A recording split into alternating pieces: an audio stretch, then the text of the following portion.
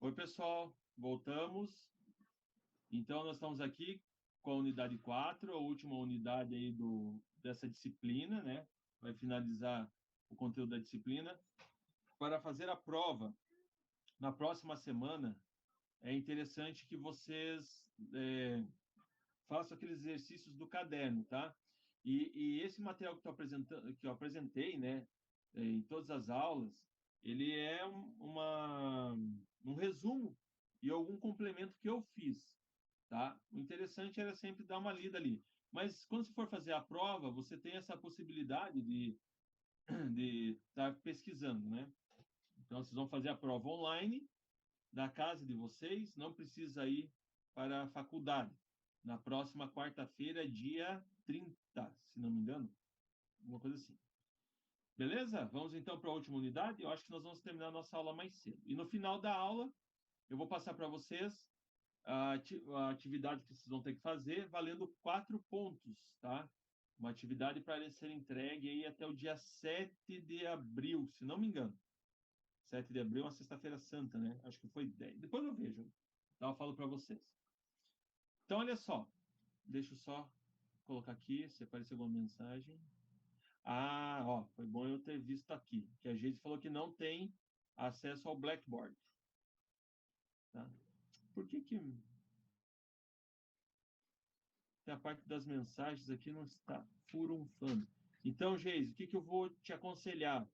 Procura imediatamente na segunda-feira a Uniavan, tá? Para liberar o acesso para você, senão você não vai conseguir fazer a prova. Não sei. Não sei o que está dando aqui. Ah, já falou com eles? É, é complicado aí, né? Porque senão depois você vai ter que fazer a prova de reposição, tá? E tem a questão da atividade também. Bom, tomara então que eles resolvam aí, né, segunda ou quarta-feira. Ah, consegui agora. Beleza. Vamos seguir aqui então, gente. Agora a gente vai ver sobre análise crítica em estudo de caso, tá? O que é o estudo de caso? É aquele estudo que a gente vai buscar uma referência e a gente vai fazer uma análise nela para poder aplicar no nosso projeto. É o que eu falei, não é uma cópia, né? É uma referência, tá? Então, o estudo, até o Giliard, né, nosso colega, ele falou na última aula lá na sala, que ele explicou, né, por que é interessante saber, conhecer, né, os estilos. Não é exatamente porque você vai copiar, mas para você saber como utilizar no projeto. Então, estudos de caso ou análise de projetos correlatos, como o próprio nome sugere, significa estudarmos projetos da mesma tipologia, já existentes para podermos identificar características e aspectos importantes a serem levados em consideração. Ao fazer um estudo de caso, você irá olhar um projeto com olhos mais críticos, devendo, portanto, analisar o ambiente, cores, formas, estratégias projetuais adotadas, móveis, equipamentos e revestimentos utilizados. Quanto mais informações você extrair desse estudo, mais bagagem você consegue levar para o projeto. Aprender com boas práticas é uma forma de ter inspirações para um novo projeto. Aqui eu tenho uma ressalva, tá? Assim, os estudos de caso, eles não servem somente para a gente tirar as informações boas, mas também para identificar as coisas ruins. Por que a gente precisa identificar as coisas ruins? Saber das coisas ruins? Só um pouquinho, pessoal, só um pouquinho.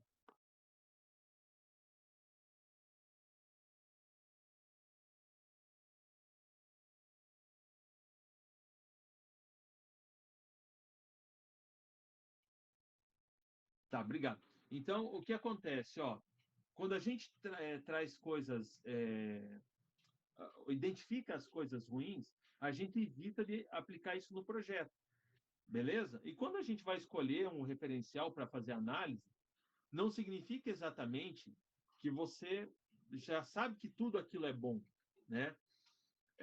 Você pode pegar aí projetos de pessoas conceituadíssimas, que vai ser 90% acerto e 10% erro, acontece também. Então, esse erro a gente evita, tá bom?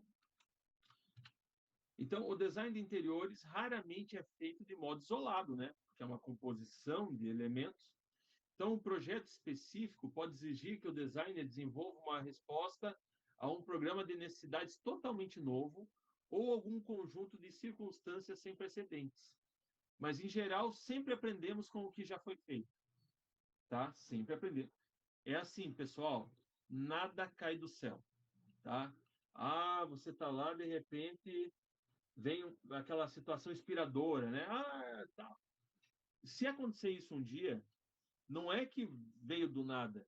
Você já captou aquela informação, ficou no teu subconsciente e você vai aplicar. Entende? É por causa da tua experiência. É uma coisa já vivida. Então, por isso que a gente analisa muitas coisas. Quando você vai visitar um parente, né? Ficar analisando a casa do teu parente, isso é normal, faz parte do processo, tá? Então, é dessa forma que a gente é, capta as informações para aplicar nos nossos projetos, tá? Então, muitos projetos de design de interiores deverão funcionar dentro dos limites estabelecidos pelo tema e outros irão contribuir para o desenvolvimento e evolução. Então, significa o quê? Limites estabelecidos pelo tema. Ah, eu vou projetar um restaurante, então eu vou pegar um restaurante. Ah, mas é um restaurante o quê? Japonês? Então, vou pesquisar referenciais de restaurantes japoneses. Então, outros irão contribuir para o desenvolvimento e evolução. Ah, não, olha, professor, eu encontrei um estudo de caso, ele não é um restaurante japonês, tá? Ele é um restaurante tailandês. Qual que é a diferença? Sei lá, né? Alguma coisa ali na questão do prato, de preparo do prato. Mas, porém, tem um ambiente lá que me chamou a atenção. Eu posso pegar aquele ambiente daquele estudo e aplicar aqui? Pode, tá? Então, projetos já existentes podem ser utilizados para inspirar e justificar aspectos do processo de design, como, por exemplo, uma organização espacial, uso de cores, de determinadas formas. Só que assim, né? Você utilizar um restaurante italiano para usar as cores num japonês, eu acho que foge um pouquinho. Então, aí já precisa ser pelo tempo. Então, estudar a história do design de interiores e da arquitetura, bem como as disciplinas relacionadas, contribui para o trabalho do design de interiores. Acabei de falar ali do Giliard, né? Pois permite que ele tome decisões embasadas que aprimoram o seu projeto. Então, o local de um projeto muitas vezes apresenta características particulares que criam desafios distintos para o design. Isso pode envolver o tipo da edificação, a forma da edificação ou sua condição atual. Então, nessa situação, o conhecimento de respostas anteriores pode ser importante fator para contribuir com novas soluções projetuais. Conhecer as abordagens que foram empregadas anteriormente permite que o designer desenvolva, né, esquemas de modo mais confiante, ou seja, temos muito a aprender com o que já foi feito. Aí entra aquela questão da experiência. Então, você tem experiência no que já foi feito. Você já participou de um processo de projeto. Tudo vai facilitar. Se você se especializar em farmácias, na terceira, quarta farmácia, você não precisa mais buscar nada.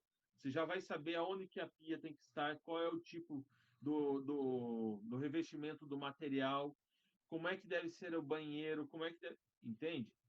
Porque tem daí a questão das normas técnicas, né? Para atender vigilância sanitária, tudo isso. Então, com a prática, você vai decorando e você já não precisa mais ir buscar, tá?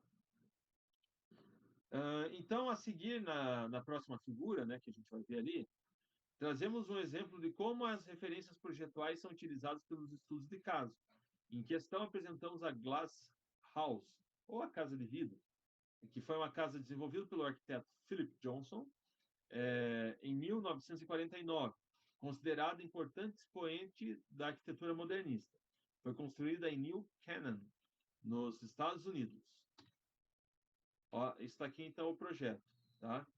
É uma casa totalmente de vidro e aqui no meio, então, parece que está fora. mas não é, é dentro da edificação, tá? Nós temos um volume ali.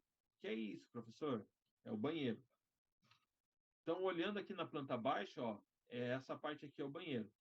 Ó, aqui o banheiro, está aqui o desenho. Então, na figura anterior, podemos observar o caminho do pedestre até o acesso da edificação, que é esse aqui, ó. Né? Ele está aqui, ó, a chegada e tem uma escada, tá? O acesso da edificação, que é uma caixa de vidro retangular, que acomoda uma forma maciça e cilíndrica em seu interior. Então, na figura ao lado, percebe-se essa massa circular que abriga o banheiro do edifício. Está aqui, ó, o banheirinho, tá? Então, é uma casa extremamente minimalista. E olha, lembra que eu falei do Mies van der Rohe, que ele iniciou, né, o projeto integrado, dos ambientes integrados? Então, era muito comum lá no início, então, né, do século. Não é tão início, né, do século XX, mas o pessoal já começou a trabalhar muito com estruturas leves também, ó. Isso aqui é uma estrutura metálica. Aí eu vou falar para vocês, né, onde você vai colocar um quadro ou uma parede, ou um papel de parede. Impossível. Mas vamos gastar aqui em cortina, né, Vanusa? Então, Vanusa que trabalha aí com cortinas, com persianas, né, já faz um investimento aqui, ó. Muito bonita, né, a edificação, tá? E aqui tem os desenhinhos, ó, do vidro, né? Esses Hs aqui são os pilares, estrutura metálica.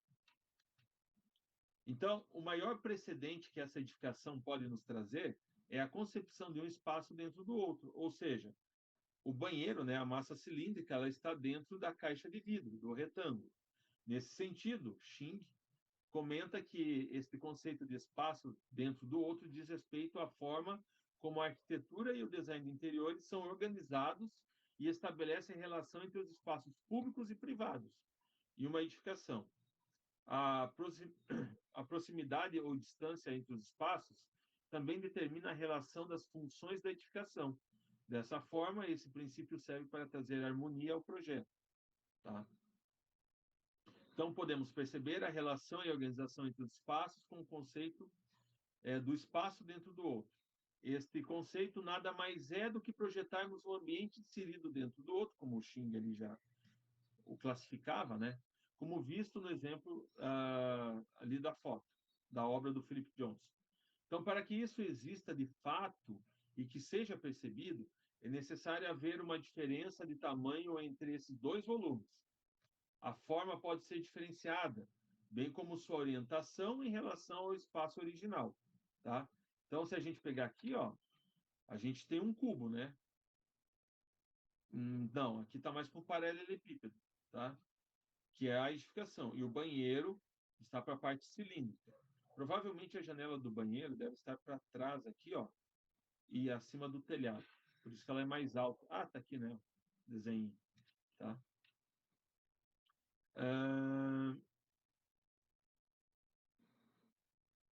Então, para que isso exista de fato e que seja percebido, é necessário haver uma diferença aí do tamanho dos volumes, a forma pode ser diferenciada.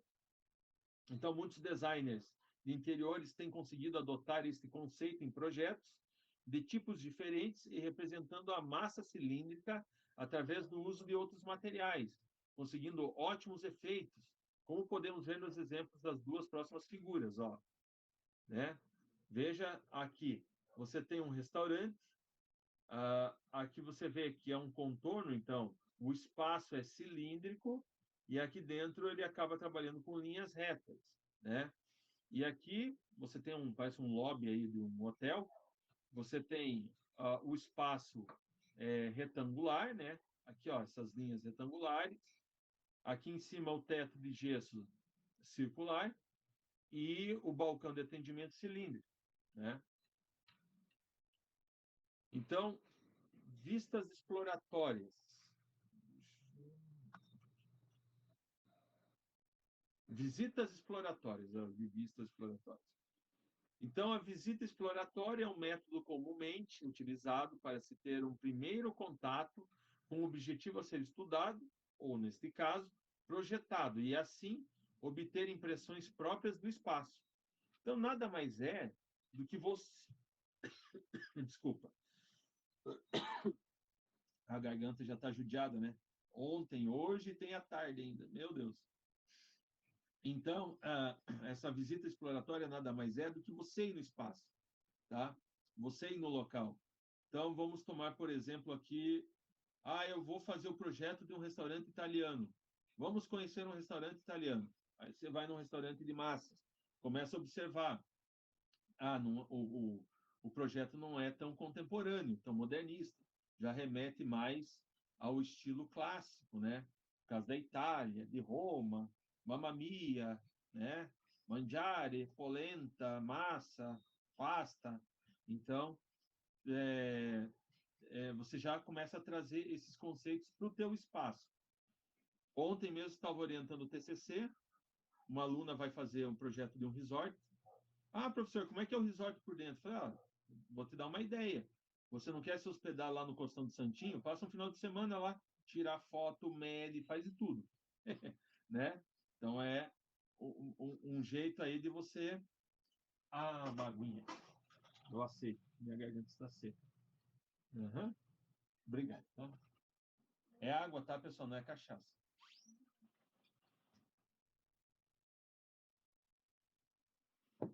Tá. Então, essa visita exploratória é muito bacana a gente fazer, porque, diferente do estudo de caso, na visita exploratória você consegue sentir cheiro, ouvir os ruídos, os sons, né? Se é um restaurante, você vai ouvir o barulho dos pratos, o barulho dos talheres. Mas para amenizar isso, o que a gente faz? Sobreposição de som. Então, aí entra o conceito da acústica, vocês vão aprender isso. Então, a gente tem que colocar uma caixa de som para ter um som ambiente, tá?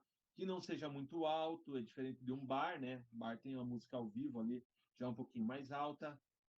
Então, a gente leva tudo isso em relação.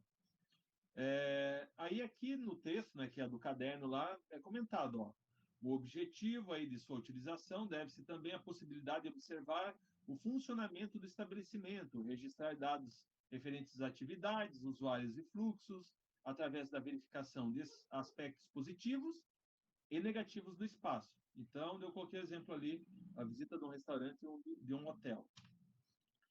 Análise crítica de projetos. E sabe que para você fazer uma análise crítica de projetos, você tem que conhecer a teoria, né? Então, não adianta nada você fazer uma análise leiga. Não vai ter embasamento nenhum respaldo, tá? Então, os projetos de design de interiores são desenvolvidos com base em uma variedade de pontos de partida. Porém, é fundamental que as exigências para o projeto sejam reunidas em um programa de necessidades, determinando os objetivos do projeto.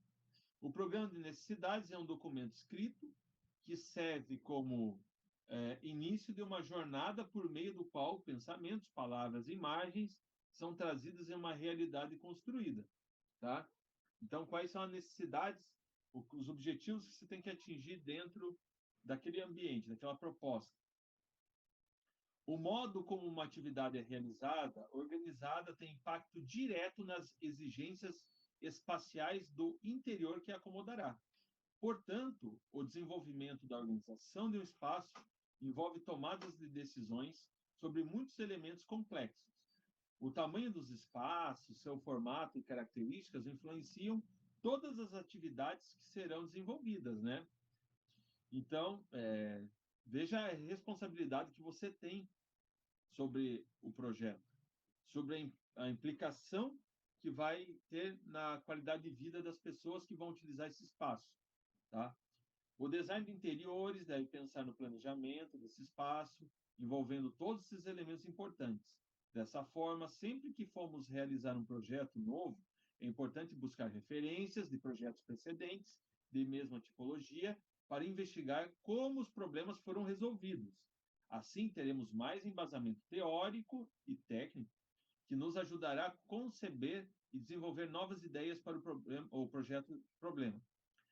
Aí um cliente te procura, né? E fala assim, olha, eu preciso fazer... Aliás, eu aluguei uma sala, eu vou fazer uma clínica de exames médicos, tá? E você pensa, nunca fiz. Lá, tirar sangue, aquelas coisas. Como é que é isso? Ah, eu já fui tirar sangue, então eu sei que tem um biombinho, tem uma recepção, tem um biombinho que a pessoa vai lá, entra, tira. Mas e lá dentro, os móveis? É arquivo, é gaveta, é prateleira? Como é que é? O que que eu tenho que fazer? Então, ou você vai fazer uma visita exploratória, ou você vai buscar um referencial teórico, projetual, desculpa, tá? Um estudo de caso. O processo de projeto no design de interiores. Então, qual é o processo do projeto no design, né? Então, ele é considerado uma exploração, pois são ações que realizamos por meio da qual conseguimos gerar ideias com base em execuções. Durante o processo de projeto, é importante saber que novas possibilidades podem surgir, e todo o tempo. Gente, se tem uma coisa que você nunca vai estar satisfeito é com o teu projeto, pode ter certeza. Você pode, assim, olhar e falar, que bacana, hein? Que legal. Mas já posso parar? Não. Sempre você vai encontrar alguma coisa para modificar, tá? Para melhorar. E o que te leva a isso? Aliás, o que te leva a parar, a não mexer mais no trabalho? O prazo, o tempo, tá? Então, o cliente está sempre ali. Nunca encontrei um cliente que falou assim, faz lá o projeto, fica à vontade. Não tenho tempo, não tenho pressa para executar. Se ele falou isso para você, toma cuidado, né? Eu não tenho tanto interesse assim. Mas, claro, acontece, mas sim, 99,9% das vezes ele fala, é para ontem, tá? Então a gente tem que trabalhar rapidinho. Então, durante o processo de projeto, é importante saber as novas possibilidades, quando surgir o tempo todo, novas ideias vão sendo transformadas e desenvolvidas até se tornarem complexos elementos. No entanto, cabe ressaltar que o processo do projeto é único e individual. Não é linear. Linear, né? Geralmente é acompanhado de um padrão de pensamentos que envolve raciocínio, memória, evolução de ideias, criatividade e experiência. Então, durante o processo do projeto, vários elementos estão envolvidos, conforme essa listinha aí, ó. Indivíduo criativo. É o centro do processo criativo e representa a fonte intelectual, ou seja, é o criador. Então, durante o curso aqui de design de interiores, vocês vão aprender várias coisas. Vai ter lá, né? Você vai ter aula com o professor, com a professora que vai te ensinar a fazer uma composição de ambientes, quais são as cores ideais para um determinado ambiente, um determinado estilo. E tudo isso vai ficar aqui, ó, na tua ideia, no teu subconsciente. Então, na hora de projetar, ele vai te acusar. Aí o que vai ter? A questão da criatividade. O processo criativo, ó, que é a definição de um problema e a proposta de uma solução. Então, você vai ter que ter a criatividade de solucionar esse problema. Aí tem o produto criativo, que é o resultado direto do problema, sendo a solução inovadora, aceita como original. Porque, professor, mas a gente não vai copiar lá de um outro projeto. Não, você não vai copiar, você vai se inspirar, tá? O teu projeto tem que ser original. Ambiente criativo é o contexto para que as novas ideias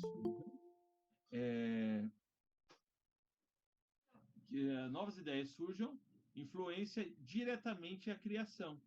Pense nesse caso como trabalhar em um ambiente agradável e confortável. Então estimula as nossas ideias, tá? Então outro elemento importante e fundamental envolvido no processo de projeto é o desenho, né? E só molhar o bico aqui.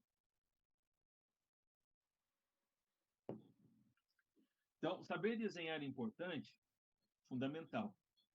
Professor, não sei desenhar à mão. Olha, o computador soluciona esse problema para você, tá? É importante a gente saber fazer croquis, desenhos à mão, para quando você estiver conversando com o cliente, conversando com um, alguém ali, um fornecedor na obra, né? Alguém da mão de obra. Então, isso é importante, você saber fazer um desenho. Professor, não nasci com esse dom. Você vai ter disciplinas que vão te auxiliar nisso, tá? Para você treinar esse desenho. Então, é o que eu brinco sempre. Você está na obra. Aparecer algum problema, o que é mais rápido? Você desenhar à mão no papel e mostrar ali como é que vai ser? Ou você abrir o computador, abrir o SketchUp, começar a desenhar no SketchUp para, né? Aí já passou amanhã. Então é mais fácil você fazer ali à mão na hora. Outra questão, você tem os insights, né? Acontece muito comigo isso. Ah, tá viajando, tá é, é, tá viajando, fazendo uma outra atividade, está assistindo um filme, está lendo, de repente vem a ideia daquele projeto que você está fazendo na cabeça. Como é que você vai anotar essa ideia? Croquis. Faz o desenho ali num papel, faz um rascunho e depois se guarda, né? Esse desenho não precisa ser um desenho fidedigno, né? Representar exatamente, mas é uma maneira que você tem depois de olhar e lembrar do que você quis anotar, tá? Então, através do desenho, conseguimos expressar as nossas ideias e, por mais que muitas vezes o desenho não seja a resposta que esperamos, acaba sendo utilizado para estimular o nosso processo, além de fornecer dados valiosos sobre a evolução da ideia até chegar no projeto final. Desta maneira, o desenho é parte do processo de criação, sendo um processo exploratório. O processo de criação é subjetivo, varia de pessoa para pessoa. Os desenhos estimulam novas maneiras de observar e pensar. Por isso que a renderização, a imagem 3D, né, feito lá no SketchUp, é fundamental. Ah, eu quero mostrar como é que é a textura do piso, como é que é a textura de um material, de uma pastilha, né, de uma madeira. Ele vai trazer para vocês, tá? Uh, seguindo aqui. Então, já caminhando para finalizar a nossa aula de hoje. Profissionais de referência na área. Bom, esse aqui talvez seja hoje o mais famoso, não digo que é o melhor, tá? Mas seja o mais famoso design de interiores aí. Que ele era confundido muito com ser arquiteto, né? O Marcelo Rosenbaum. Então, ele é um brasileiro. Você talvez já tenha visto ele lá na Lar do Lar, no programa do Luciano Huck, né? Ele fazia lá aquelas alterações, pegava aquela casa destruída, reformava. Lá em Cascavel, lá onde eu morava, ele fez num bairro. Ele foi para lá, transformou a casa de um senhor idoso. Sensacional o projeto. Quanto tempo a casa ficou daquele jeito? Ah, os equipamentos, os móveis, acho que duraram 6 meses. Eu nem sei como é que está a casa hoje. Mas daí a pessoa não tem dinheiro para manter, né? A casa tem que ser mantida. Então acaba se deteriorando. Então ele tinha o programa Decora aí no GNT, tá? Acho que não tem mais. Você pode acompanhar no YouTube, né? Entre as suas propostas no design de interiores, cabe destacar que o designer explora a democratização e a valorização de materiais tipicamente brasileiros. Possui forte identidade cultural e a valorização dos aspectos regionais. Concebeu espaços internos para o YouTube, ó, e outros importantes projetos de grande relevância para empresas nacionais. Então aqui eu peguei um Max House aí, tá? Esse ambiente produzido pelo Marcelo Rosenbaum. Philip Stark, então ele é um francês, revolucionou nas criações, né? Vão desde mobílias a objetos como espremedores de frutas. Olha só que legal. Então, com um toque futurístico e criativo, Stark é referência mundial no design contemporâneo, ousado nas formas e escolha dos materiais. Em 1986, tornou-se conferencista adjunto da Domus Academy, em Milão. Sabe que Milão é a cidade de referência na produção moveleira, né? Aí no mundo. Pessoal, aconselho vocês a entrar no site dele. Ah, professor, onde está o endereço do site dele? No caderno. Lá no caderno, na unidade 4, já chegando no final, cada um desses referenciais aí tem um endereço. Quem for acessar pelo site, aqui pelo o caderno digital, né? É só você com o mouse em cima, ele vai pedir que você autorize ele a acessar na homepage, você autoriza, ele vai direto lá para a página. Muito legal a homepage dele, tá? Esse é um restaurante que ele fez, que é o Macocote aux Halles, tá? Em Paris, lá em Paris. Muito bacana aí, né? O restaurante, então, produzido pelo Philippe. Aí nós temos uma mulher, que é a Patrícia Urquiola. Ela é espanhola, está entre as designers de interiores famosas, em destaque no cenário atual. Possui criações modernas, funcionais e com um toque fashionista, né? De fashionista, para inspirar, e tem conquistado o interesse das empresas a investirem em seu talento. Em 2003, foi nomeada pela revista Elle Decor como a designer do ano. Tá? Aí nós temos o ambiente e o destaque para essa poltrona que ela desenvolveu, ó, design de interiores, né? Desenvolve móveis, mobiliário.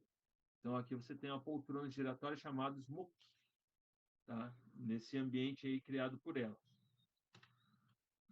E aqui nós temos um dos precursores do design de interiores, que é o Errol Sarnen. Ele é um finlandês, nasceu em 1910, tá? Ganhou destaque aí pela aptidão artística em 1922, num concurso de design na cidade dele.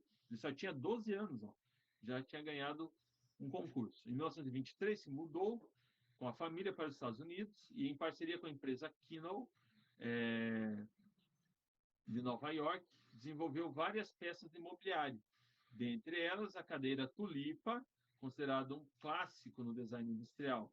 Esta cadeira faz parte da coleção Pedestal, composta por mesas e cadeiras. No Brasil conhecemos esta coleção como Sarnen, tá?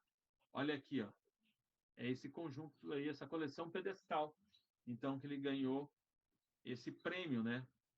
A gente vê muito desse modelo lá naqueles filmes dos anos 30, não, 30 não, acho que é 50 e 60, né? 1950 e 1960. Beleza, pessoal? Então, olha só, aqui finaliza o conteúdo da unidade 4 e agora eu vou explicar para vocês como que vocês vão fazer a avaliação, tá? Eu acho que eu vou ter que sair aqui. Deixa eu colocar aqui avaliações. Só está aparecendo a TV1. Eu vou ter que habilitar aqui a atividade prática, ó. Tá? Atividade prática. Vamos ver como vocês olham, então. Como vocês visualizam como os alunos aqui, ó. Então, vocês vão em avaliações. Lembrando que já tem essa ATV1, tá? Porque vocês têm que entregar até o dia 27, né? Tá ali o prazo. E tem aqui, ó, a atividade prática. Eu falei 7 antes. A data de entrega é dia 5/4, tá? Vocês vão ter, então, um prazo bem legal aí para poder produzir essa atividade. Essa atividade vale 4 pontos. Então, a ATV1, ela vale 2 pontos, a atividade prática vale 4 pontos, e a prova que vocês vão fazer na próxima quarta vale mais 4 pontos. Vai fechar 10, tá bom? Então, como é que vai ser aqui, ó? A composição do espaço a ser trabalhado deve ser pensado conforme as informações, características e atividades conhecidas do cliente. Né? Você vai fazer uma reunião com o cliente, você vai ter que extrair tudo isso de dados. Com os dados em mão, o designer de interiores parte para o estudo em referenciais que demonstram a mesma ou semelhante função do espaço. É o que nós vimos aqui nessas duas últimas aulas. Decisões são tomadas após o estudo sobre o tema, como o mobiliário a ser adotado, tá? Revestimento de paredes, revestimento do piso e teto, iluminação e elementos decorativos. A gente fez uma pergunta aqui, ó. Professor, como eu não tenho acesso ainda, tem como me mandar e dar mais prazo para a TV1? Geise, o que eu posso fazer é mandar para vocês aqui no grupo, tá? Agora, dar mais prazo, infelizmente, não. Por quê? Porque tem a questão das outras disciplinas que vocês vão fazer. Então, essa data... Ah, tá. Desculpa, da TV1. Da TV1. Tá, eu vou prolongar ali, tá? Mais 2 dias ajuda? Daí eu já prolongo, tá? Eu faço isso daí. E eu mando para vocês ali pelo WhatsApp. Beleza, legal. É aquilo que eu falo, né? Eu tô aqui para ajudar e não para complicar. De nada, imagina. O que eu posso ajudar. É que eu achei que você estava falando aqui dessa atividade prática. Essa, infelizmente, eu não posso, porque senão vai agrupar junto com outra disciplina de vocês, aí vai dar um maior rolo. Então, olha só. Para essa atividade, proponho a elaboração de um mood board para o projeto de uma sala de jantar. Meu Deus, professor. Lá vem vocês com essas palavras aí. O que é uma mood board? Gente, é nada mais que um painel, tá? Um painel que vocês vão montar. Então, o espaço está localizado, o espaço que vocês vão tratar está localizado em uma residência urbana, tá? Então deixa eu voltar aqui, ó. Então, para essa atividade, proponho a elaboração de um mood board para um projeto de uma sala de jantar, tá? Então, vocês vão montar um painel que daí vocês vão fazer uma sala de jantar nesse painel. Professor, mas eu não sei desenhar ainda. Calma, já vou explicar.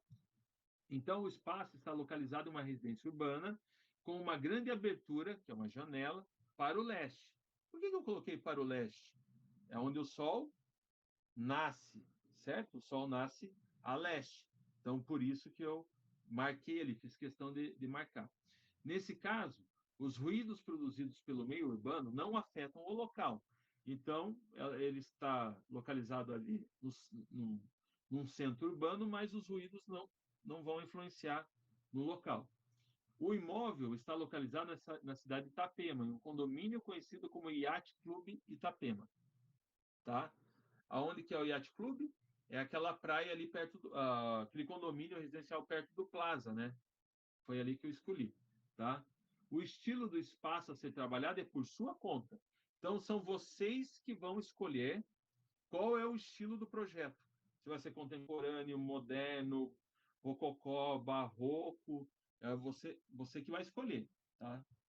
Então, como que vocês vão fazer esse trabalho? Ó, o moodboard faltou um D aqui. É uma coleção de referências usuais. Então, por exemplo, dentro das intenções projetuais, você pode colocar imagens de cadeiras, mesa, iluminação, papel de parede, tapete, piso, todos dentro do estilo escolhido, tá? A Amanda mandou uma mensagem aqui, ó. Professor, tem como mostrar também como faz a TV1? Ah, claro, Amanda, daqui a pouco eu comento, tá? Então, o que vocês vão fazer, gente? Como vocês ainda não sabem desenhar, ou tem gente que sabe, né? Mas nem todos sabem desenhar, utilizar software, todas essas coisas, desenho técnico. O que eu estou pedindo para vocês fazerem? Vocês vão pegar um software, vão fazer um painel, e nesse painel vocês vão fazer pesquisa na internet, dentro daquele estilo que você escolheu, e vão pegar a cadeira, uma mesa, vão pegar um papel de parede, vão pegar uma luminária, vão pegar as figuras e vão montar esse painel, entende? Então, é um projeto que você vai fazer, não desenhando, mas montando com intenções, com as figuras que você imagina fazer a composição. Tá? Isso é um mood board. Então, eu coloquei aqui, ó. Se você quiser saber mais sobre o que é um mood board, acesse o link. E aí eu deixei um link aqui, vai para uma página que lá ele explica tudo esse mood board aí. Então, ó, o painel deverá possuir 594 milímetros, que dá 59 centímetros, né? 59,4 centímetros de largura, por 42 centímetros de altura. Você pode utilizar o software de sua preferência. Indico o PowerPoint, tá? Então, se você pegar o PowerPoint aqui, ó, então você consegue, né, pesquisando ali, configurar qual é o tamanho da folha, qual é o tamanho do teu papel, seria o novo slide, né? Você vai configurando aqui, você monta um slide, tá? E daí aqui você vai colocando as figurinhas. Eu acho o mais fácil, o mais prático. Após finalizar a montagem do seu painel, gere um arquivo PDF e envie no local indicado no Blackboard. Para quem tiver o Blackboard, tá? Vai postar aqui. Eu acredito que todos vão ter, né? Até lá. Vocês vão ter que fazer a prova. ok? Então, vai ter aqui um local para você postar isso. Ah, não esqueça de colocar no painel o nome do Uniavan. Senhor, mas por que não é da Uniavan?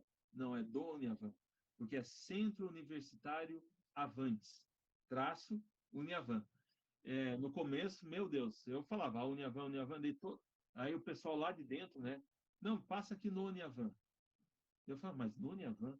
Aí me explicaram que é por causa do Centro Universitário Uniavan, tá? Então é isso, gente. Vocês vão criar um painel, tá?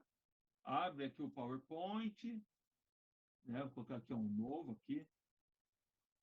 Vamos colar as figurinhas aqui do projeto que vocês, se quiserem colocar um fundo e tal, né? Tem como você selecionar. Coloca as figurinhas, montou no tamanho que eu falei.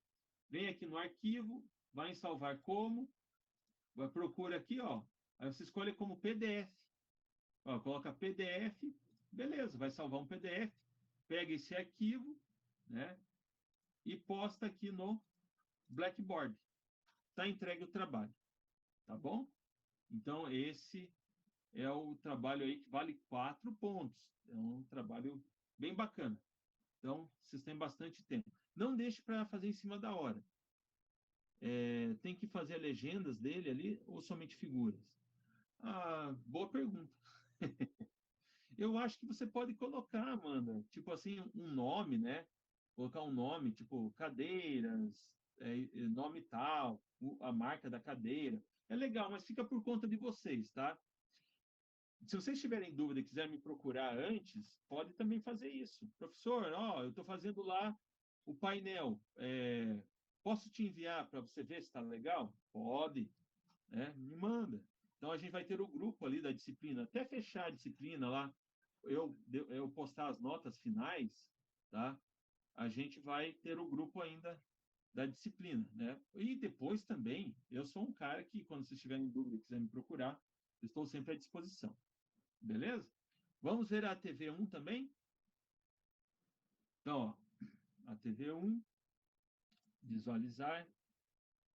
Então, a TV1 ela é teórica, né? São duas questões. A primeira aqui, antes de dar início ao projeto de interiores, é fundamental que o projetista conheça o espaço, pois isso terá grandes influências nas soluções e ideias de layout e auxilia no processo criativo. Ao analisar o ambiente, é possível obter informações, sensações transmitidas pelo espaço, auxiliando no desenvolvimento do projeto. Inúmeros são os atributos existentes nele, e todos devem ser levados em consideração, para que o resultado final seja um espaço harmonioso, funcional e dentro das expectativas e necessidades do cliente. Na unidade 1 do caderno, né, foram-lhe apresentados os condicionantes necessárias para a elaboração de um projeto de interiores. Sendo assim, elabore um texto dissertativo apresentando todas essas condicionantes. Então, você vai clicar aqui e vai fazer um texto utilizando todos aqueles condicionantes, tá? Está lá no caderno, na unidade 1. Tem lá, são 5 condicionantes, eu acho. Beleza? Então, isso vale um ponto. A segunda pergunta também vale um ponto. O design de interiores pode ser considerado um ramo artístico, pois quando o profissional se depara com o ambiente a ser projetado, para ele é como uma tela em branco. Aquele cenário, por vezes vazio, sem graça, pode ter inúmeras possibilidades, cores, formas, texturas, dando vida ao ambiente, fazendo dele uma verdadeira obra de arte. Através da história da arte, pode-se aprender mais sobre o ser humano, observando as diferentes formas de expressão e manifestação artística. A arte pode ser vista em diversas formas, como plástica, música, escultura, cinema, teatro, dança, arquitetura, entre outros. Como você pode aprender na unidade 2 do caderno, a arte teve seu desenvolvimento nos primórdios da humanidade e vem se reinventada a cada dia. Com base em conhecimentos adquiridos, elabore uma linha do tempo, contemplando a história da arte desde a pré-história até os dias atuais. Então, o que você vai fazer aqui? Tá? Você vai pegar, vai escrever pré-história, né? Pré-história. Aí digita ali. Na pré-história tinha as artes rupestres, a pintura rupestre nas paredes, barará. Aí, qual que é a próxima? Aí você olha lá, se não me engano, no caderno está o Renascimento. Não, aí tem a Grécia, Egito, tá? Grécia não tem no caderno, só tem no material que eu pus. Egito. No Egito, a arte, não sei, entenderam? Então, vocês vão fazer uma linha do tempo, vão colocar em ordem cronológica. Nisso, Roma está na frente, no caderno, Roma está na frente do Egito, mas o correto é o Egito está na frente de, estar antes de Roma, tá? Então, vocês vão pegar aqueles é, é, os estilos, tá? Que tem no caderno. Então, você começa com pré-história e vai terminar, se não me engano, no clássico, não, no mais recente, acho que é Rococó, é o último. Tá? Mas vocês vão olhando lá, vocês vão ver que vai ter o nome, o estilo e as datas. E daí depois ali você vai só faz um comentário rápido sobre esse estilo, esse movimento, ou essa era, civilização, o que for. Tá bom? Bom, gente, então é isso. Não esqueçam da prova quarta-feira. Reforçando, você tem 24 horas para fazer a prova, mas a partir do momento que você abriu a prova, você tem 3 horas para finalizar, tá? Você não pode abrir a prova, fechar e depois continuar. Isso não é possível, tá? Abriu, finalizou. Beleza? Dúvidas? Pode me procurar no WhatsApp. Essa aula eu tenho que carregar ela ainda no meu canal do YouTube e vai estar disponível lá. Vou gerar o link e vou colocar para vocês. Tá bom? Então, vou finalizar por aqui. Nossa, assim, online é bem tenso, né? Cansa, tá? Imagina, eu que agradeço a companhia de vocês, tá? Obrigado. Eu sei que sábado de manhã também não é fácil, né? Tá? Mas eu agradeço mais uma vez aqueles que assistiram e também aí obrigado por estar acompanhando e qualquer dúvida pode me chamar, gente, estou à disposição, tá bom? Tchau.